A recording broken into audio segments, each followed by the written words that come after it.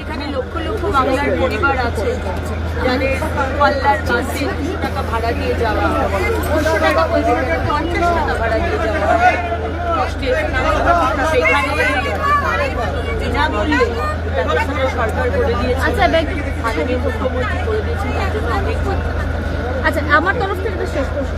অরূপ বিশ্বাস তিনি বলছেন তিনি আগাম জামিনের জন্য আবেদন করেছেন।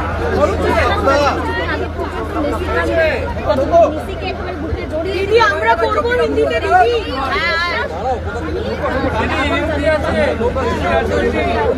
দিদি শতদ্রু দত্ত এই বিষয়টা তো বারবার বলছেন, এটা সাধারণ মানুষেরও লড়াই, শুধু তাদের ব্যক্তিগত নয়।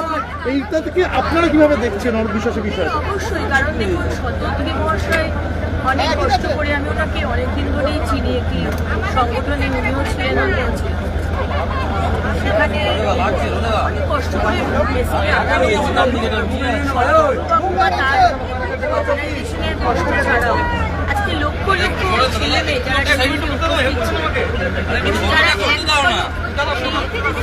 শব্দ দিয়ে মেসিকে একটু মারবে, কিন্তু তারা কিছু দেখতে পেল না, কারণ যাবে তুমি বাচ্চা আছে বাচ্চাটা